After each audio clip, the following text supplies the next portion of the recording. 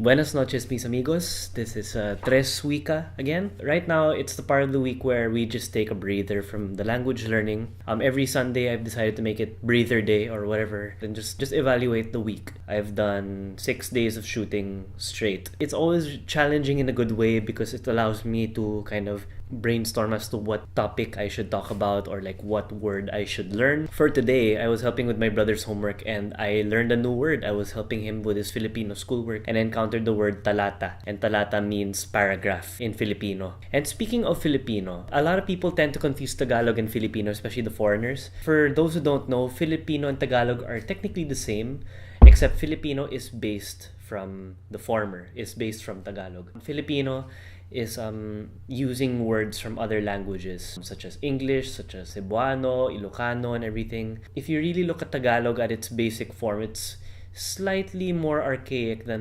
the Tagalog we're used to today. I noticed that a lot of people tend to complain that Tagalog is a dying language.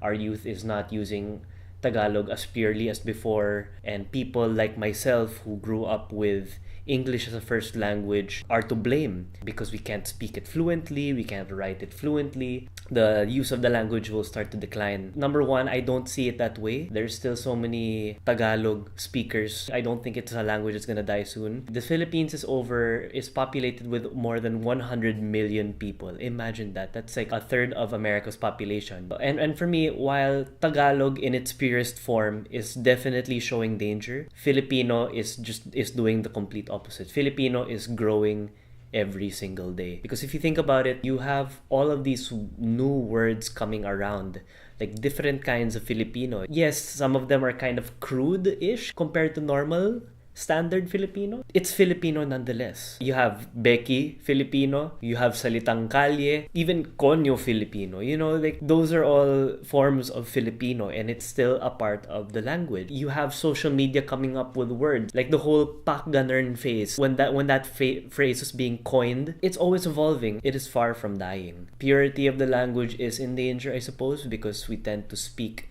more Taglish, we tend to incorporate more English words in our vocabulary just because we cannot express it purely in Tagalog. I don't think there is anything wrong with that. Personally, I used to hate myself for not being able to speak Filipino fluently. I used to blame my parents for not raising me in a certain way wherein I did speak Tagalog or Filipino all the time. I would withdraw from people because I would think they would make fun of me. And sometimes that was the case. But then as I grew older, you just have to grow some balls. You just have to realize that language is a very important part of our culture, very important part of our identity. At the end of the day, if the two of you can understand each other, that's all that matters. What matters more is if you're a good person, if you love this country, and if you are willing to go great lengths to serve your countrymen. I think that's a bigger issue than language will ever be. Some people would say, di ka magaling mag-Tagalog. Siguro naman, you don't love your country as much as you other. No. Far from it. Patriotism, nationalism extends beyond one's fluency in the language. It's a bonus if you are able to speak your national language fluently. Definitely. But if you can't, I don't think that makes you less of a Filipino if you have a hard time or can't speak it at all. But I really do think that you should make an effort to try and learn it anyway. One thing I noticed is that English is very much used as a crutch here in the Philippines, especially when it comes to foreigners. I have foreigner friends, American and British expats alike, who have been here for maybe 15, 20 years and they still cannot speak a word in Tagalog, in Filipino, and everyone just speaks English at them. They see no need to learn Filipino or Tagalog because people are just gonna adjust. If you're gonna learn, you have to surround yourself with Filipino, Tagalog speakers, or whatever regional languages you're trying to learn. You have to surround yourself with those kind of people and make an effort. What I did when I was trying to learn Filipino during my last year in high school, what I did was I used to journal a lot, and so I would write my journal entries in Tagalog.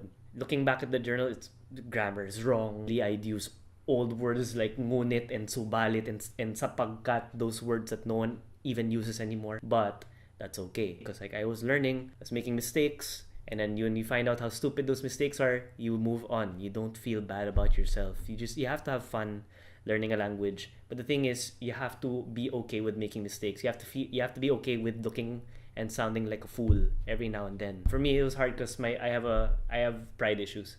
I just had to like get out of my own head and say, you know what, okay lang kahit nakakamali ako, basta may natutunan ako araw-araw at gumagaling ako. In a way, this project, Tres Wika, it's kind of a way for me to accept that yes, I am a Filipino and I'm not that good in speaking Filipino. I'm not that good in speaking Ilonggo, but I can get better. For those of you who are watching, if you are an English speaker who's trying to learn Filipino, or if you're a Tagalog speaker, a Filipino speaker who's trying to learn English, I encourage you to just learn. For not feel sorry for yourself or not to close yourself off from learning something new. Having 2 or 3 languages in your belt really helps. It's good for the brain and it's good for your social life. That's it for Breather Day. I will make sure that I will get better. Getting better in Tagalog, picking up more Ilonggo, and learning Spanish. Alright, so tomorrow, it will be Ilonggo. I know it was supposed to be today, but I think I deserve a breather every 6 days. So day 7 tomorrow. Alright, so kita-kits mañana and see you soon.